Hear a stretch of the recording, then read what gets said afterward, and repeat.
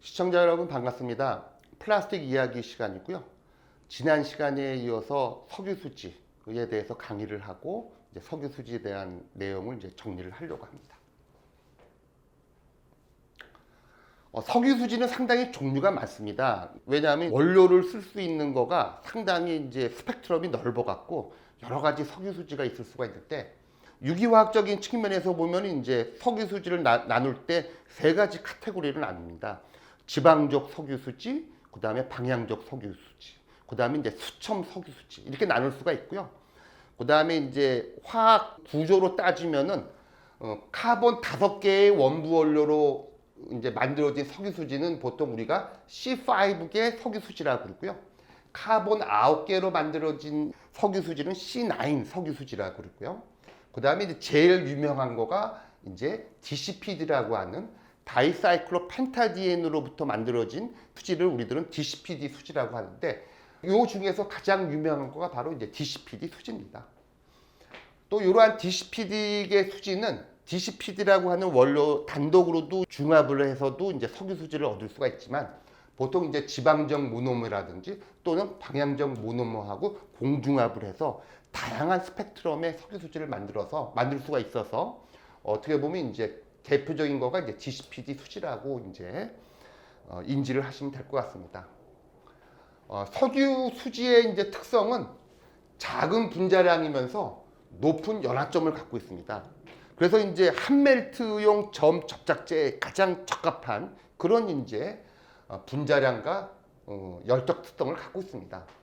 보통은 이제 분자량은 한 300에서 한 3000 정도 수준이고요. 그 다음에 연화점, 소프트닝 포인트는 한 50에서 150도씩 핸들링이 아주 유리한 그런 수지가 되겠습니다.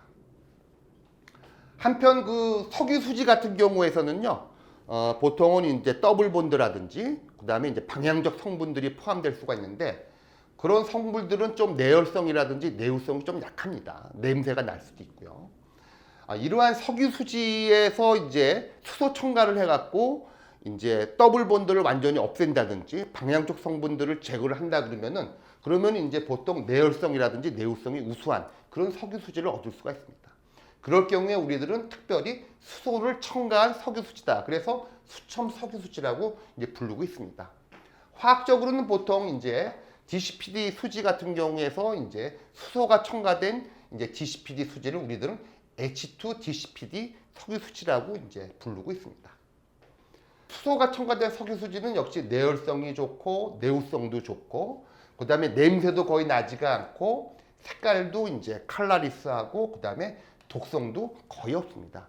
그래서 보통은 이제 위생용품 예를 들어서 기저귀라든지 생리대 등을 만들 때 필요한 접착제로 반드시 사용되는 거가 바로 수첨 석유 수지가 되겠습니다.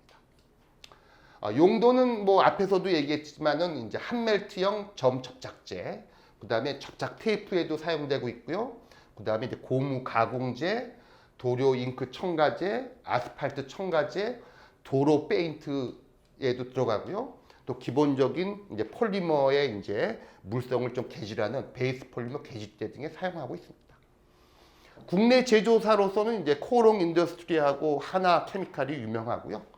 그 다음에 이제 해외 제조사에는 이제 다양한 회사들이 있습니다. 미국의 이스트만, 엑손, 구디어, 일본의 제온 등이 이제 유명합니다. 이 화면은 혹시 그 시청자 여러분들 중에서 유기화학에 관심 있으신 분들을 위해서 제가 화학 구조를 좀 갖고 왔습니다. 요게 바로 이제 대표적인 C5 석유수지의 그림을 보여주고 있습니다. 그래서 이제 이렇게 리니어한 체인에 분자량은 한 300에서 한 3000 정도 되고요. 리니어한 체인에 이제 군데군데 이렇게 더블 본드를 갖고 있죠. 그래서 이런 것들을 우리들은 이제 C5계 이제 지방적 석유수지라고 부르고 있습니다. 한편 이제 그 카본이 9개인 아로마틱 성분들의 모노머를 사용하게 되면은 석유수지에 이와 같이 이제 아로마틱 벤젠 구조를 집어넣을 수가 있습니다. 이런 것들은 우리들이 이제 방향적 석유수지라고 이제 명명을 하고 있죠. 또 이렇게 이제 C5하고 C9 보통은 이제 이렇게 방향적 석유수지가 조금 내열성이 우수하고요. 그 다음에 이제 이렇게 지방적 석유 수지는 좀 혼합성이 좋습니다. 그래서 보통은 이제 물성을 조절할 때 C5하고 C9을 이제 공중합을 해갖고 이제 물성을 맞추기도 하고 있는데요. 근데 이제 이와 같은 구조에서 보면은 이렇게 더블 본드라든지 이렇게 아로마틱 이런 성분들이 바로 이제 색깔을 나타내고 약간 인체 독성을 보이고 있습니다. 그래서 이러한 것들을 이제 전부 다 이 더블 본드들을 전부 다 이제 고온 고압 조건에서 수소 반응을 하게 되면 이 더블 본드들이 전부 다 이제 세츄레이트가 돼서 포화탄화수소로 바뀌게 됩니다. 그렇게 되면은 이제 어떻게 보면 이제 인체에 대한 독성이라든지 색깔, 그다음에 이제 내열성, 내구성 면에서 우수한 경우를 얻을 수가 있습니다.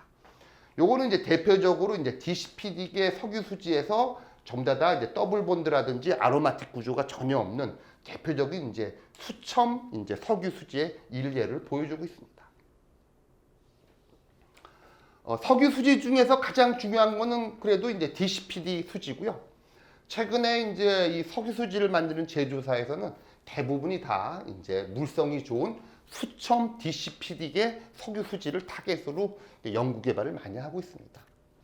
요거는 보통 제가 이제 만일 시험 문제를 낸다 그러면은 석유 수지를 만드는 공정을 그려봐라. 그럴 때 제가 이제 사용할 수 있는 개통도가 되겠는데요. 보통 이제 NCC 공정에서 보통 이제 C2 이제 분리 정제하고요, C3 분리 정제하고, C4 유분도 이제 분리 정제하고, 그 다음에 이제 C5 유분, 요 C5 유분을 얻게 되거든요.